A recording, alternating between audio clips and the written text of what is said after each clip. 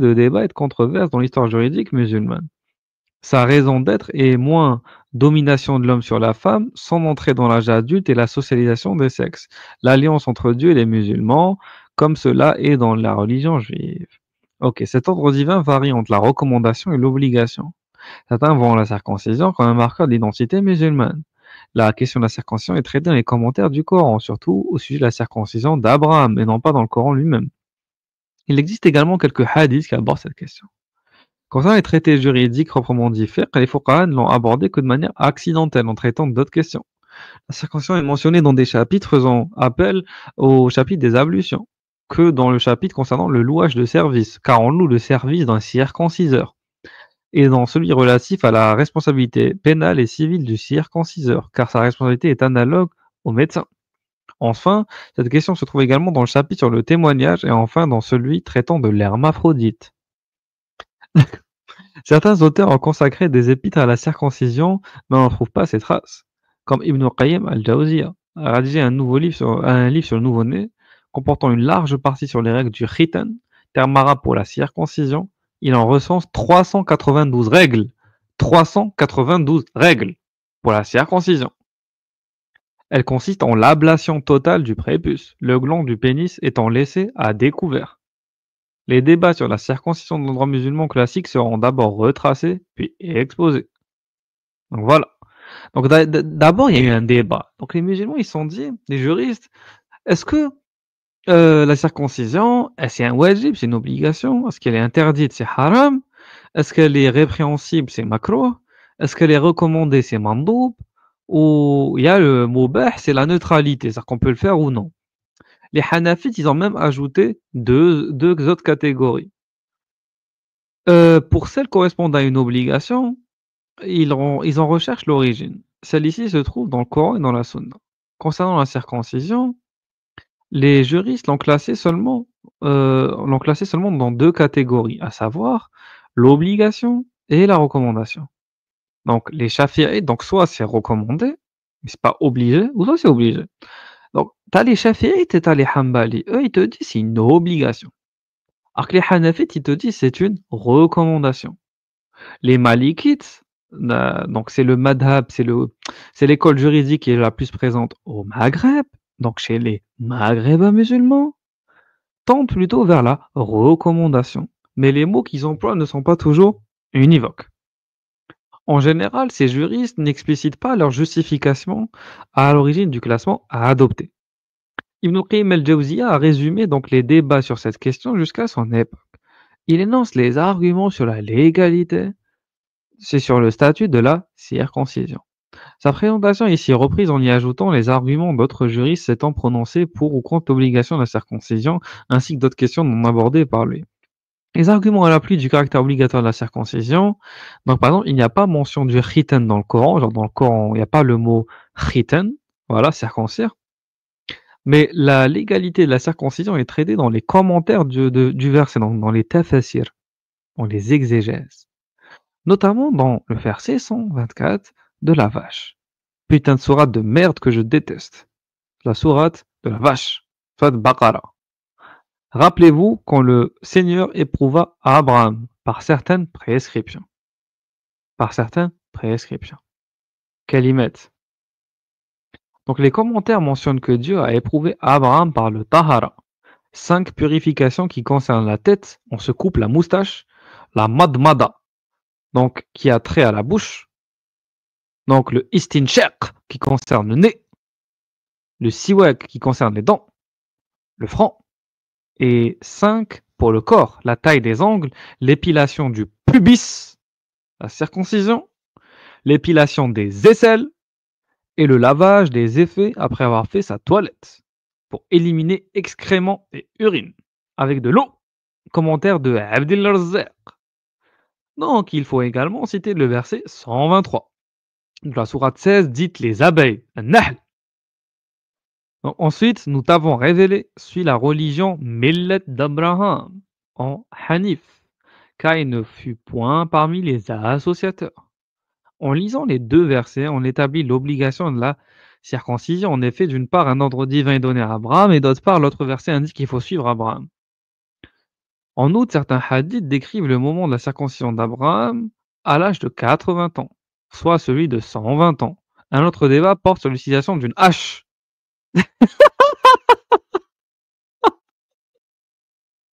Et c'est- Ya Rabbak. Déjà, quand on te dit 80 ans ou 120 ans, ou comme dirait euh, Sami Alib, 90. Hein. Non, non. Donc on ne sait pas en fait à quel âge il s'est circoncis, hein. Et avec quel La hache, la outil. hache. Est-ce que c'était la hache? Imagine, peut-être que c'était la hache sacrée. Avec le saut, tu connais la hache Ah, sacrée. la hache sacrée, la hache sacrée. Pour couper le prépuce. Ça merde. Ah, Bon. son. Dans le, moi, j'aime bien le hadith parce que celui de 120 ans à la hache, là, parce qu'ils ajoutent qu'il s'est fait très mal, qu'il a vraiment hurlé de douleur et que Allah lui a répondu, il a dit, mais tu n'as pas attendu que je t'indique l'instrument? Et Abraham, il dit, mais j'avais trop hâte, je ne pouvais pas attendre après tes ordres, quoi, j'ai trop pressé. Ah, bah oui, Il y en a marre, il y en a marre. C'est le c'est parfait fou. En exemple, plus, c'est le musulman d'ailleurs, parfait. Il d'ailleurs, empressé Bébert, d'obéir. mais ton hadith, il est très très sombre parce que, en vrai de vrai, il y a un petit côté blasphémateur du style, putain, t'aurais pu attendre quand même que je t'indique l'outil, t'es un peu stupide, tu vois. Après, il passe la pommade en mode, non, mais c'est parce que j'étais tellement dans la dévotion, tu vois ce que je veux te dire. Ils font passer un peu le mec pour un taré quand même, faut être honnête, hein. Oui, oui, oui, oui, ils le font passer pour un psychopathe, j'avoue, j'avoue. Même Allah, il était étonné, genre en mode, wesh frérot, doucement, doucement, tranquille, on n'est pas pressé en fait. Et Et lui, c'est il te dit pas Abdullah de ralentir. avec son fils, quand il a dû sacrifier son fils, il était pas loin. Je pense que l'ange, il a galéré à lui retenir la main, tu sais, il devait forcer. Oui, Oui, aussi, aussi. pareil. Mais donc là, c'est curieux. Ces paroles-là sont respectées, euh, apprises, transmises, font passer le mec pour un taré. Et lorsque toi tu remets ça en question, tu te dis non mais c'est pas que t'es un taré en fait. C'est un truc de fou quand même. C'est Non, vrai. il faut être honnête, Ah non, c'est vrai, c'est vrai. c'est un truc C'est de vrai, dingue c'est quand vrai. même. Oui, oui, oui. Donc, et du coup, je continue. Abraham a effectué la circoncision d'où découle l'obligation pour Nawawi, donc je vous rappelle Nawawi, il est chaférite. Le fait de suivre Abraham dans l'acte de circoncision ne veut pas dire que cela est obligatoire. Le fait de faire quelque chose ne signifie pas qu'il l'a fait parce qu'il est obligé. OK, il y est obligé, OK. Donc An-Nawawi répond à cela que le verset est explicite, disant qu'il faut suivre Abraham dans ce qu'il a fait. Il convient donc de faire tout ce qu'il a fait, sauf s'il y a une preuve que c'est une sunna.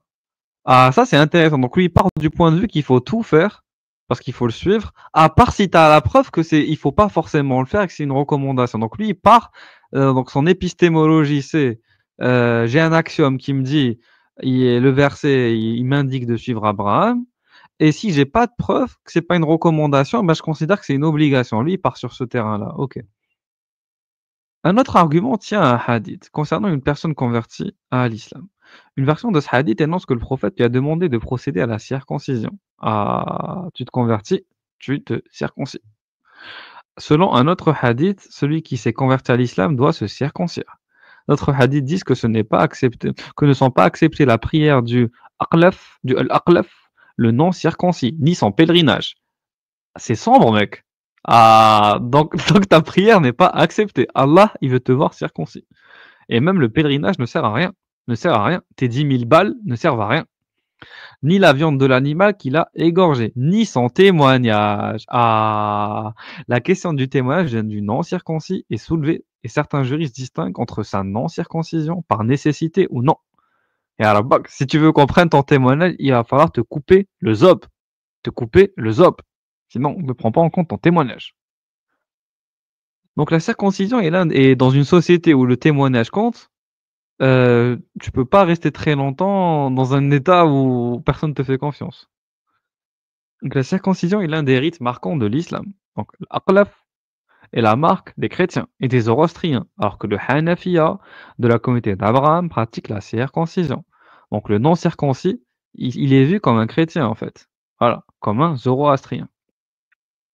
Donc la circoncision est une marque de l'islam. J'ai envie de dire aussi de la judaïté. Mais bon, non pas dans le sens d'une entrée dans l'islam, mais comme un signe qui caractérise et qui facilite l'identification et la distinction de l'islam. Oui, comme si on avait accès au pénis des gens, bien sûr. Cette marque cette marque est mise sur le même plan que la teinte noire des cheveux et des vêtements.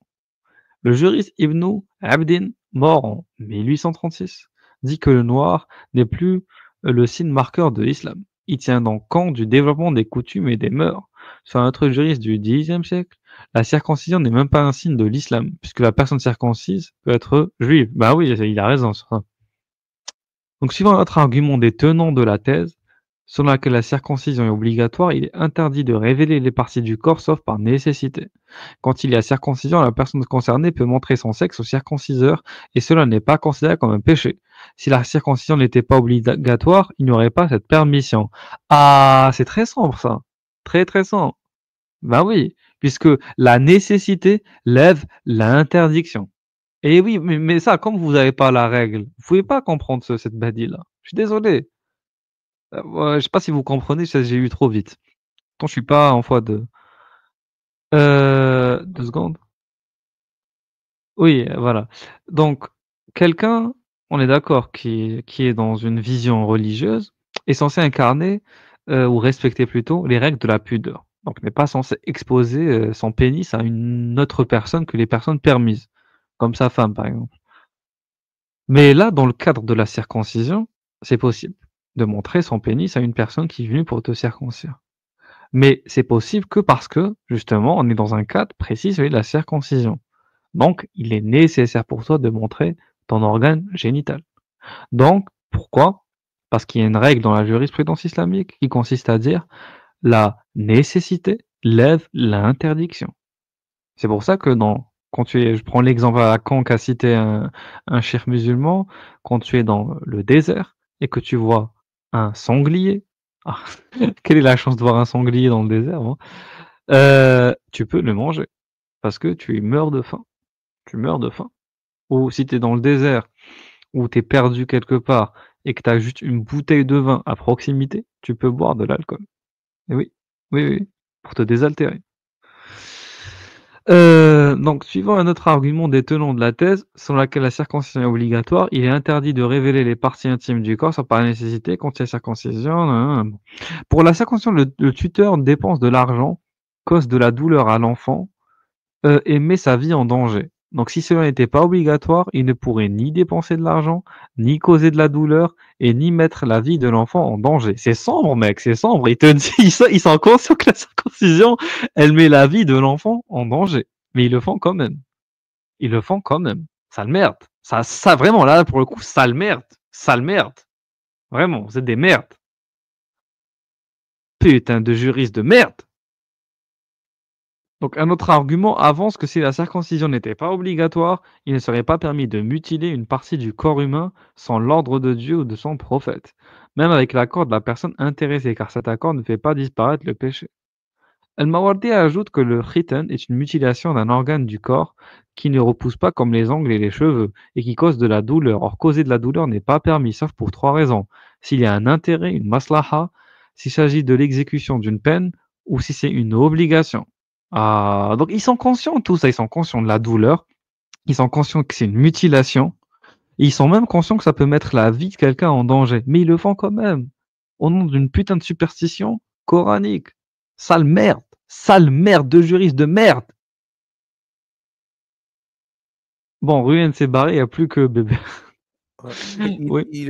En fait, ils sont coincés par leur méthode, entre guillemets, tu vois, parce que l'obligation, elle vient d'où? De leur raisonnement, en fait. Parce que les autres avant l'ont fait, d'autres avant l'ont fait. Donc maintenant, comme ils l'ont fait, ils disent: «Mais pourquoi ils l'ont fait?» C'est parce que c'est obligatoire. Sinon, ils ne l'auraient pas fait. Donc c'est obligatoire. Tu vois, il suffit qu'un mec le fasse et avec leur logique, ça devient obligatoire pour tout le monde derrière, en fait, quelque part. Exactement. Exactement. Exactement. Putain de merde. Al-Mawardi ajoute que dans le cas du khitan, il n'y a ni peine ni intérêt. Donc voilà, il n'y a pas d'intérêt. Et c'est pas une peine, c'est pas une peine légiférée, donc c'est pas comme pour la peine du voleur, de l'adultère et tout. Voilà. Donc par élimination, il s'agit que c'est une il décide que c'est une obligation, voilà. Sur ce point, Al-Juwayni émet une argumentation semblable en disant que khitan est une mutilation d'un organe vivant et que chaque organe vivant de la personne humaine a une immunité. Par conséquent, il est interdit de la couper.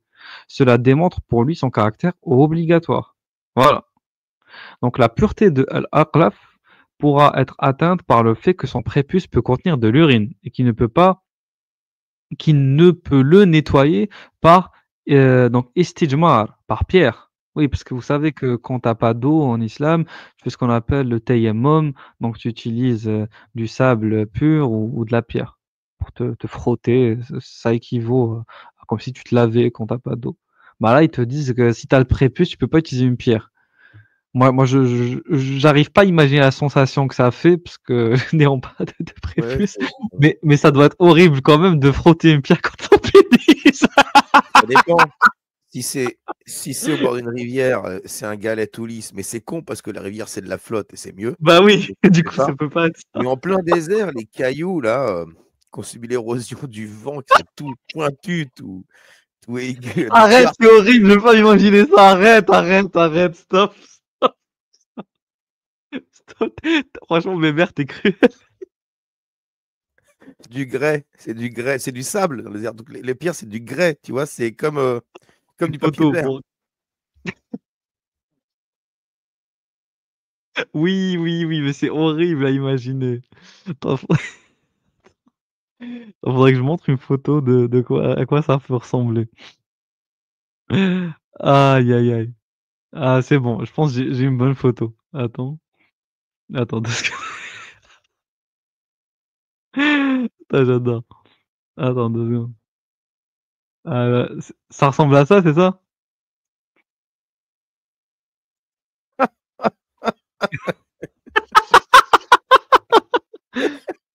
Ouais, voilà, en gros. Ouais, ça Ah, ça doit être ça. c'est horrible. Oh là là, putain de merde, putain de merde, putain de merde. Bon, j'en viens à la lecture du truc, de Sinon, si l'article. tu une pierre à briquet, ça marche aussi. Oui, bien sûr. Aïe. Bon, et du coup, pour cela, sa prière ne peut pas être acceptée car il n'est pas pur. Maintenant, les arguments des juristes qui soutiennent que la circoncision est recommandée. Les juristes mentionnent que le hadith spécifiant que le khitan est sunna pour les hommes et makarama pour les femmes. Voilà. Donc, parce que les femmes et les hommes, vous savez, c'est pas forcément tout le temps pareil. En général, c'est très différent dans la jurisprudence islamique. Donc, il s'agit d'une sunna dans le sens de recommandation. Cela fut comparé avec les autres restrictions recommandées, comme le fait de couper les moustaches, de s'épiler les aisselles, qui elles-mêmes ne sont pas obligatoires. Sur notre argument pour soutenir que la circoncision est une sunna, on utilise le mot fitra dans le hadith à propos des éléments non obligatoires. Pour Mawardi, le mot fitra est à entendre comme religion. Donc, il rappelle le verset 30 de la sourate des Byzantins où Al-Qarafi interprète Al-Fitra comme Al-Sunna. Et autre référence est celle des hadiths qui parle de fitra et incluant la circoncision. Ibn al-Qayyim explique le mot fitra en lui donnant deux sens. Un sens concernant le cœur, c'est la connaissance de Dieu, son amour, préférer Dieu sur toute chose. Et tu as la fitra amaliya. C'est-à-dire quoi? C'est la fitra pratique. En gros, c'est le fait de pratiquer le fait d'être musulman. Et en premier temps, c'est en ce qui concerne l'âme. Et deuxième temps, ce qui concerne le corps. Donc tu dois nettoyer ton âme les invocations, la prière, le jeûne, etc. Et aussi nettoyer son corps, notamment en faisant les ablutions, le ghusl. Là, le prépuce, donc, le rôle-là constitue l'impureté.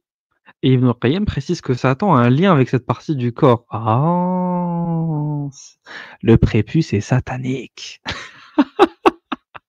Le prépuce est satanique. Le Shafi'i Nawawi, je dis qu'il était Shafi'i, donne également deux sens au mot fitra, soit la religion, soit la sunna, la pratique du prophète. Par ailleurs, il est rapporté que Hassan al-Basri a dit que beaucoup de gens se sont convertis au temps du prophète. Blancs, noirs, perses, byzantins, éthiopiens, et personne n'a vérifié s'ils étaient circoncis ou non.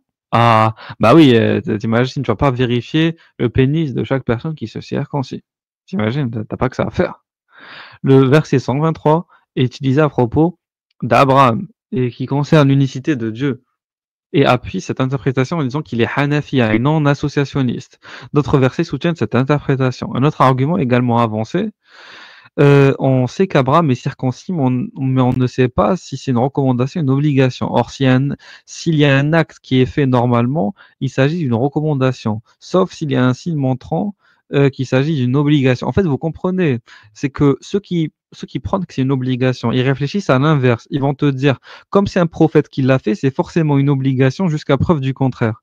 Mais ceux qui prennent pour la recommandation, c'est pour le coup l'inverse. Ils te disent, ce qu'un prophète fait, c'est une recommandation jusqu'à preuve du contraire pour prouver que c'est une obligation. Donc, c'est deux méthodes qui partent pas de la même prémisse ou du même postulat. Donc forcément, ils vont arriver à des conclusions différentes. Ok, voilà.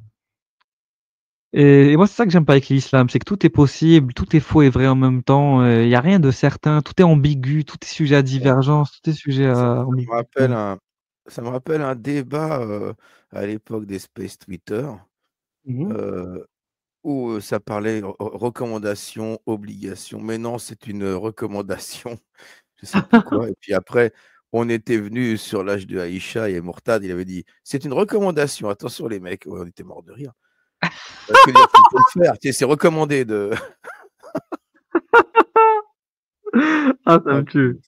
bah oui, Bah ceux qui oui, disent c'est bah une oui. obligation de recommandation, alors le prophète, est-ce que vraiment tout ce qu'il a fait, c'est bien, c'est recommandé ou voilà. Ah oui. Ah oui, oui, oui. Donc voilà, donc à un moment donné, en fonction de la méthode, on va pas avoir à chaque fois le même résultat. Et c'est pour ça que on n'arrive même pas à statuer si c'est de l'ordre de la recommandation ou de l'obligation, c'est de la folie. Allez, on continue. Cette partie jette des doutes sur les hadiths utilisés par l'autre partie. C'est une technique assez connue par les juristes. Quand ils veulent réfuter un argument provenant d'un hadith, ils émettent des doutes sur le sens du hadith, puis sur son authenticité. Après, ça vient nous dire que c'est les apostats qui sont fourbes. Vous êtes vraiment des merdes, vraiment, vraiment. Les gens qui viennent nous critiquer en disant qu'on est des manipulateurs, des dissimulateurs, des vicieux, des corrupteurs. Mais regardez ce que font vos juristes. C'est des enfoirés. Ils te disent ils ont une technique spéciale pour réfuter un argument issu du hadith. Ils vont émettre des doutes sur ce que veut dire le hadith, donc sur son sens, et après ils vont remettre en question son authenticité. Mais c'est vraiment une technique d'enculé. Et après, ça vient nous faire. Désolé, cette année, je mâche plus mes mots. Régulus, qui parle doucement, gentiment, il a disparu. Il est mort avec 2024. Voilà, il est mort. Définitivement, il va plus ressusciter, ni comme Jésus, ni comme personne, ni comme Lazare, ni comme personne. Voilà. Il est mort définitivement. Il ne va plus jamais revenir. C'est fini. Là, c'est le Régulus Terminator, sans pitié. Je suis venu pour en découdre. Je suis venu pour en découdre. Voilà. Donc c'est comme le verset des évangiles qui dit ne croyez pas que je sois venu apporter la paix, je suis venu pour apporter l'épée. Voilà, comprenez comme vous Tu voulez. écris comment l'épée? L apostrophe épée et E. Ah, L'épée, quoi. Le ah, sabre. ah, moi, c'était autre chose, moi. Moi aussi, je suis venu pour apporter l'épée, les mecs, mais Ah oui, c'est la toi même c'est chose. PETS, c'est ça? Voilà.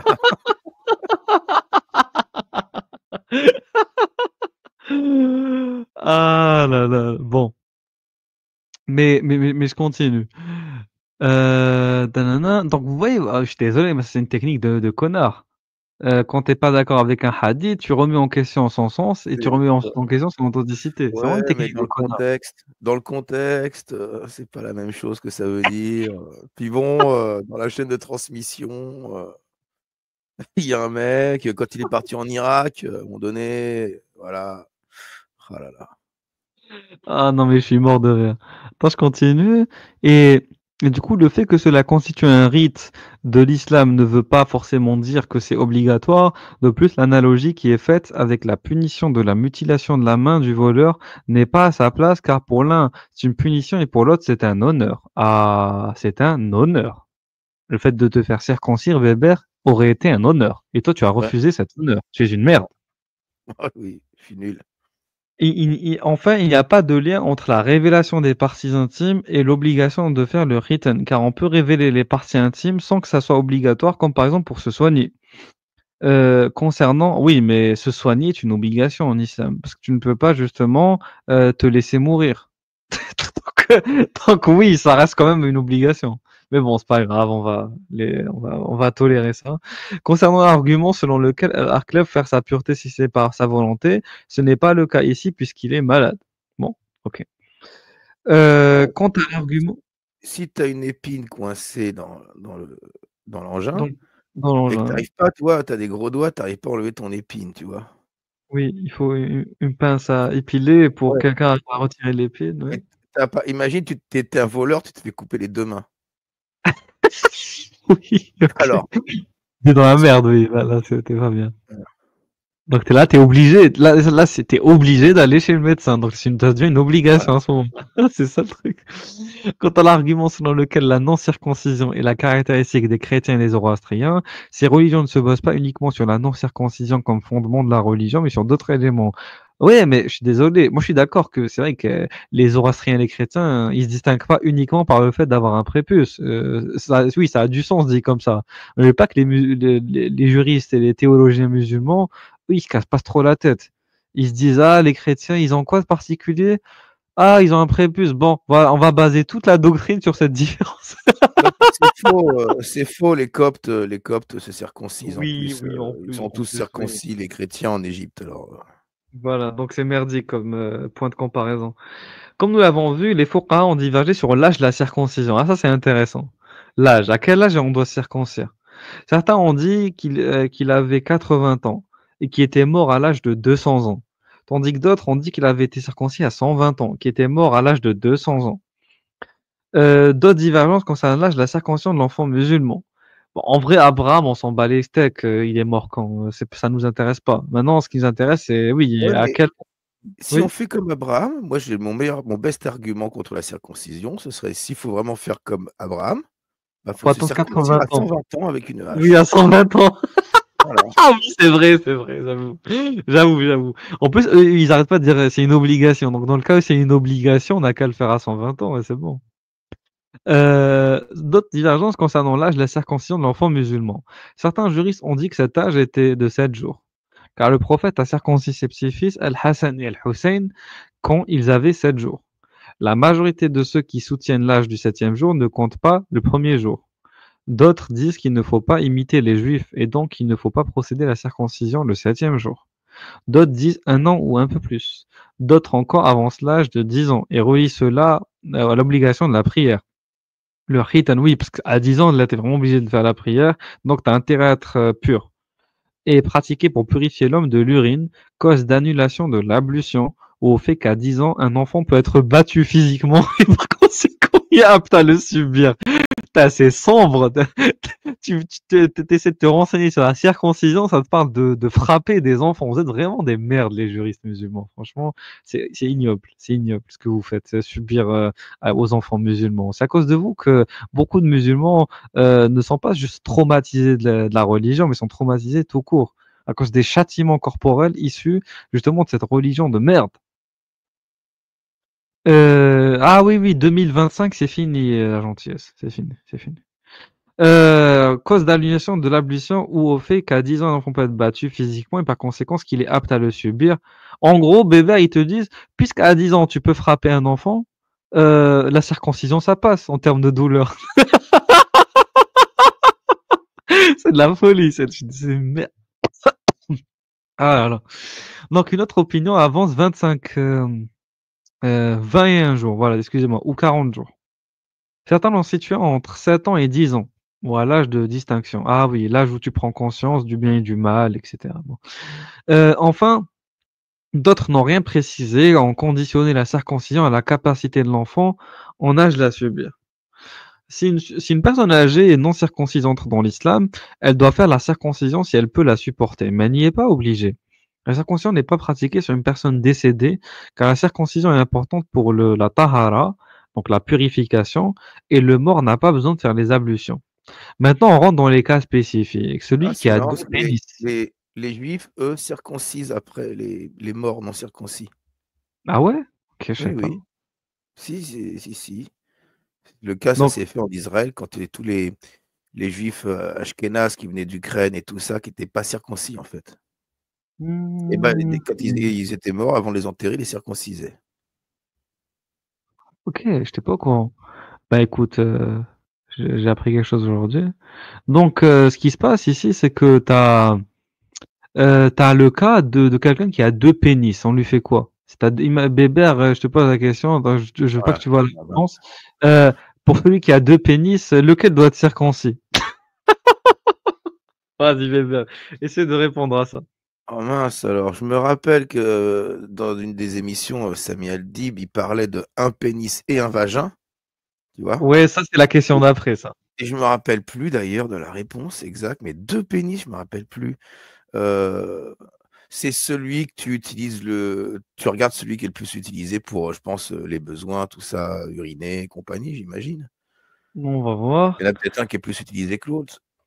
Cette question est traitée uniquement par certains auteurs chafiites. C'est ça que je vous dis, les chafiites, ils sont vraiment des déglingués. Ils parlent de tout et n'importe quoi. De sexe entre hommes, animaux, etc. Le juriste chafiite Al-Imrani Al-Yamani soutient que dans ce cas, si on sait lequel est l'original, l'asli, ou le principal, il faut le circoncire. Donc ça rejoint un peu ce que tu dis, Weber. Mais la question rebondit, comment reconnaît-on le principal? Donc tu as deux opinions. La première est rapportée par l'auteur du Al-Ibana, estimant qu'on identifie par là au coule l'urine, et la seconde émanant d'un autre juriste selon lequel on identifie par Al-Amal, le fonctionnement, Al-Amal plutôt le fonctionnement. Si les deux pénis fonctionnent ou si les deux servent à uriner, alors il faut circoncire les deux. Voilà. Si les deux fonctionnent, circoncire les deux. Voilà. Ouais, ça rejoint ce que je disais quand même, j'étais pas trop à Oui, l'ouest. oui, oui. Non, ça va. Maintenant, pour l'hermaphrodite, qu'est-ce qu'on Bah, fait? c'est le même principe, je pense. Le droit musulman classique tient compte du sexe pour établir les droits et les devoirs. Ben oui, il faut comprendre, si tu as un vagin ou si tu as un pénis, tu vas pas être considéré de la même manière dans une société islamique. Donc, ceci est important de savoir quelles règles il convient d'appliquer à la personne en question. Donc, al-mukhannas, l'hermaphrodite, est la personne à propos de laquelle on doute du sexe. Pour le Shafi'ite al-Qadi Abu Futuh, il faut dans ce cas circoncire les deux organes sexuels car l'un des deux est l'original, asli, et qu'il faut circoncire, et l'autre est un surplus, dont la circoncision ôte le doute. Donc au final, c'est les deux. Al-Imrani, Il Al-Yamani faut avoir ajoute le qu'on... bon, quoi. Ouais. Ah, intéressant. Al-Imrani, Al-Yamani ajoute qu'on ne peut couper ce qui est obligatoire à couper seulement si on coupe les deux. Ben oui, tu peux pas savoir lequel est le bon, donc tu coupes les deux, voilà. Il donne deux exemples pour appuyer son argumentation. Ah, ça c'est intéressant. On va essayer de voir les exemples qu'il donne. Moi, ça m'intéresse toujours, comme dit Ruhen, de comprendre la réflexion des juristes. Donc, il donne deux exemples. Le premier est une analogie avec celui qui se marie avec une femme vierge. Ça commence bien. Son mari ne peut avoir de rapport sexuel avec elle sans abîmer sa virginité, qui fait partie d'elle-même. Il n'est pas tenu pour responsable. Il ajoute que c'est comme si quelqu'un réduisait les fractures de ses os par un os impur, et que la chair se soudait sur cet os. Il devrait alors rouvrir sa chair pour extraire cet os. Il donne... Putain, qu'est-ce que c'est Mais que j'ai rien cet exemple? compris, hein. J'ai rien compris. Je vois pas de l'analogie, je comprends rien. Ah, c'est bon, j'ai compris. En gros, Bébert, ce qui se passe, je pense, c'est imagine, t'as entaillé le mollet, tu vois ce que je veux dire, ou tu t'es cassé le tibia. Oui, Tu sais, à l'époque, ce qu'il faisait, c'est qu'il prenait un os de cheval, je sais pas moi, de mouton, et il te le collait comme une sorte d'attelle, tu vois, pour que ta jambe puisse se reconsolider. Mais imagine si ta peau, t'as compris, elle se régénère autour de l'os, elle se soude autour de l'os que tu as rajouté. Bah, tu peux pas rester avec un os de mouton dans ton pied, donc tu es obligé de le retirer. Voilà, et donc là, ils sont en train de comparer ça à l'hymen d'une femme, quand tu lui retires cet hymen en la pénétrant. Voilà. C'est très bizarre comme analogie, c'est merdique, moi, je dirais, comme analogie. en fait, c'est que le prépuce, il risquerait d'être resté collé dans le oh, Je sais pas, je sais je pas sais pas pourquoi là, il je fait le comprends sens, rien à j'ai pas son compris. exemple. Non, c'est Je nul. sais pas comment Je c'est comprends, comme ça me rappelle la vidéo du mec qui dit: «Si la terre, elle tourne avec sa face là, l'avion, il peut pas aller en Chine». C'est ce niveau-là, à mon avis, hein. Les mecs, C'est des prix Nobel, hein. J'en ai marre, c'est vraiment merdique comme exemple. Bon, je continue, on va prendre un autre exemple. Il donne un troisième exemple relatif à la règle de nécessité. Si Bébert, voilà. Imagine, au milieu d'une foule. T'es au milieu d'une foule. Je sais pas, d'être dans un concert de musique, au milieu d'une grande foule, dans une manif gigantesque. Dont il ne peut sortir, cet homme, à cause du grand nombre de personnes. Et en raison de quoi il craint de mourir de faim ou de soif, ou même manquer d'air. Imagine, t'es enseveli, Bébert. T'as plein de gens autour de toi, t'as l'impression que tu vas crever. Il aurait le droit de coucher avec certaines personnes de la foule si c'était le seul moyen de s'en sortir. Donc, Weber, tu dois baiser des centaines de femmes pour t'en sortir. Le pire, c'est que j'ai l'impression que ça sent le vécu lors du pèlerinage, quoi. Le mec, il raconte son vécu, tu sais. Ouais, Oui, oui, parce oui, que oui. Oui, oui, c'est un oui, oui. ami, c'est pas moi, je parle pas de moi, je parle d'un ami. Eh ben, il a dû coucher avec plein de gens. Mais t'as raison, ça doit être le pèlerinage ou la Umrah, ça doit être un truc comme ça. Oui, c'est obligé, c'est ça. Donc, il a dû coucher avec des gens pour s'en sortir. Pour s'en sortir. Donc, puisque chez les Shafi'ites, il existe une division sur l'âge de la circoncision, alors il y a une obligation de circoncire le mineur. Il peut être circoncis soit par un homme, soit par une femme. Il n'y a pas d'obligation de circoncire et s'il n'y a pas d'obligation de circoncire le mineur, le khunsa n'est pas circoncis. Pour les Shafi'ites, quand le garçon devient majeur, il y a obligation de procéder à sa circoncision. Voilà. Donc maintenant, le garçon, s'il n'est pas majeur, c'est pas obligatoire de le circoncire, mais s'il devient majeur, il faut le circoncire. Mais dans ce cas, qu'est-ce qu'on doit faire? Parce que le mec, il est hermaphrodite, donc comment on fait? Donc tu as trois situations. La première situation, c'est qu'il fasse cela lui-même. Donc c'est à toi de te circoncire toi-même si tu es Ah hermaphrodite. oui, ah, il y a le problème du sexe de la personne qui lui Qui pratique doit la circoncire. circoncision. Voilà. Eh oui. Donc, s'il ne sait pas comment faire, il doit acheter un esclave pour lui faire la circoncision.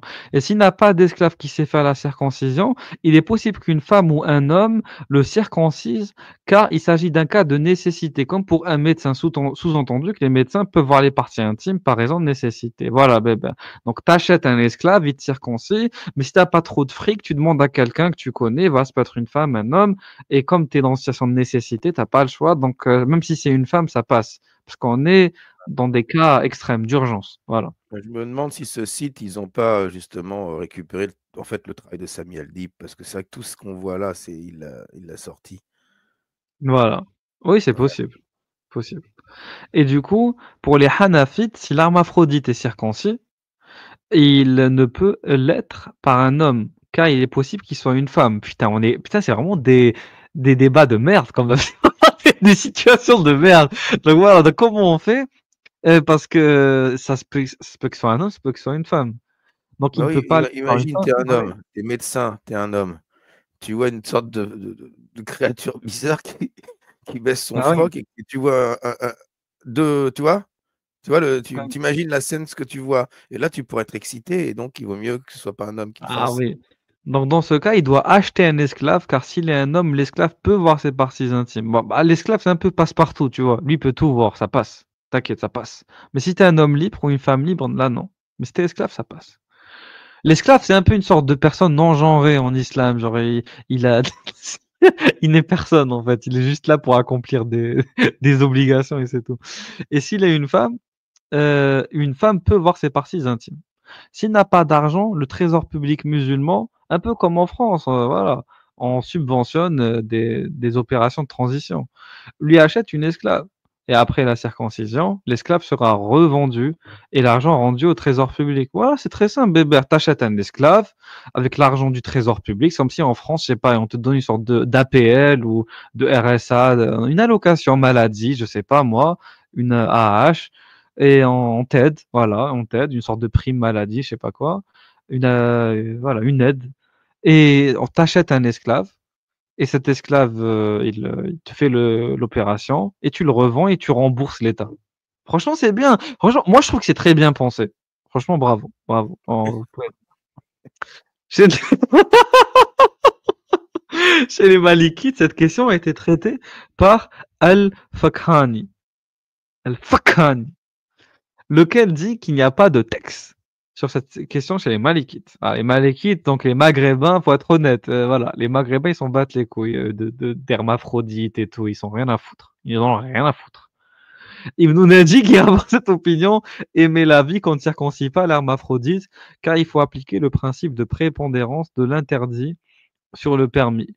Il donne l'exemple selon lequel on ne marie pas l'hermaphrodite. Voilà. En gros, il te dit que là, comme on ne sait pas si c'est permis, donc c'est interdit. Ouais, il part du principe que oui, comme on sait que l'hermaphrodite, on lui interdit de se marier, donc on part du principe qu'on lui interdit de se faire circoncire. Voilà. Aussi simplement que ça. C'est un honneur auquel il n'a pas droit. Exactement, c'est un honneur qu'il n'a pas droit.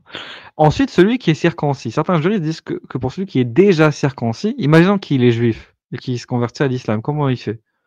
Donc, il n'a pas besoin de se circoncire. Pour d'autres, il faut seulement passer le couteau. Genre, tu fais semblant, bébé. Tu ramènes un petit couteau, tu le passes, ouf, comme ça, vite fait. Une petite entaille, tu vois, une petite entaille, micro-entaille. Ah, c'est horrible, en vrai, c'est horrible. Aïe, aïe, aïe. Ibn al-Qayyim dit que cela ne sert à rien puisque le but est atteint. On n'a pas besoin de le refaire. Pour lui, c'est même un acte réprimandé. Oui, merci. Merci Ibn al-Qayyim. Merci. Franchement, je pense que là, c'est trop. Là, on est marre. Il y avait aussi Micro-entaille. ceux qui sont nés déjà circoncis, Oui, ouais, avec un oui, prépuce oui, vraiment très oui. réduit, quoi. Oui, oui, oui, oui, bien sûr. Bien sûr. Donc, je continue.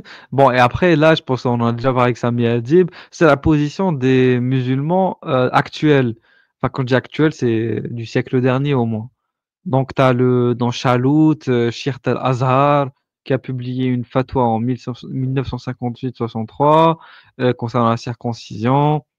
Donc, voilà. Et il établit une distinction entre les garçons et les filles. Tu as Jedd al-Haq, c'est un mufti aussi, un Cheikh al-Azhar en 96. Cheikh Tantawi, qui établit une fatwa en 1994. Tu as les coranistes avec Jamal al-Banna, c'est un Égyptien aussi. Et bon, après, à la fin, c'est juste une conclusion qui est intéressante. On va lire la conclusion. Cette étude a présenté une synthèse des débats religieux classiques et contemporains, recensant les